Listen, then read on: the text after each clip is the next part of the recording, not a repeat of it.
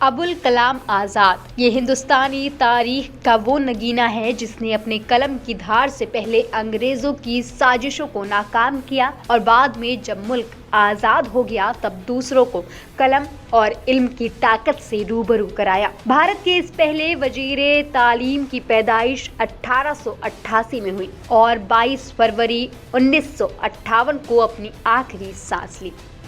यूं तो आज़ादी के इस मुजाहिद ने आज़ादी की जंग में शुरू से गांधी जी के कंधे से कंधा मिलाकर मुल्क को आज़ादी दिलवाई, मगर जिस बात के लिए हिंदुस्तान इस मुजाहिद की कुर्बानी को नहीं भुला सकता वो थी जिन्ना के सामने खड़े होकर कहना कि हिंदुस्तानी मुसलमान अपने वतन के लिए जान देता है और देता रहेगा।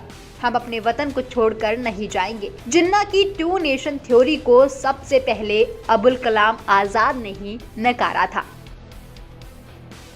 आपको ये याद रखना चाहिए कि दुनिया में हर जिम्मेदारी के तकाजे हैं और वो तकाजे पूरे करने पड़ते हैं। दुनिया में ठोकरें उन्हीं को लगती हैं कि जो चलते हैं, जो पांव तोड़ कर बैठ जाते हैं उन्हें कभी ठोकर नहीं लगती।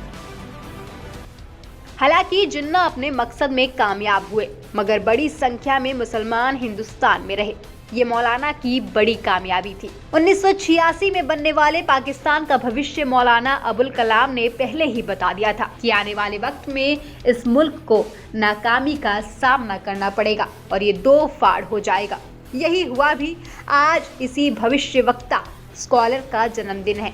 माई भारत की पूरी टीम अबुल कलाम आज़ाद को खिराजे अकीदत पेश करती है। मौलाना का सपना था हिंदुस्तान का हर आदमी शिक्षित हो और दुनिया हिंदुस्तान को पहले की तरह शिक्षा के गुरु के रूप में जाने। उनके विचार आज भी उतने ही प्रासंगिक हैं जितने उस वक्त में थे। भारतीय इतिहास के एक महान राष्ट्रवादी और देश के पहले शिक्षा मंत्री मौलाना आज़ाद के बारे में एक दिलचस्प बात यह है कि उनका जन्म सऊदी अरब के मक्का में हुआ था। आज़ाद जब 2 साल के थे तभी उनके पिता कलकत्ता में आ बसे। आज़ाद का परिवार कई पीढ़ियों से आज़ादी पसंद विद्वानों का परिवार रहा था और इसीलिए शहंशाहों से उनके परिवार का संबंध बहुत अच्छा नहीं रहा था। उनके पूर्वजों में से एक मौलाना जमालुद्दीन उर्फ दिल्ली के शेख बहलोल सम्राट अकबर के समकालीन थे और जब अकबर ने दीन ए इलाही नाम का नया धर्म चलाने की कोशिश की तो मौलाना जमालुद्दीन ने उस मसौदे पर हस्ताक्षर करने से इनकार कर दिया। मौलाना जमालुद्दीन के बेटे शेख मोहम्मद ने अपने पिता की तरह ही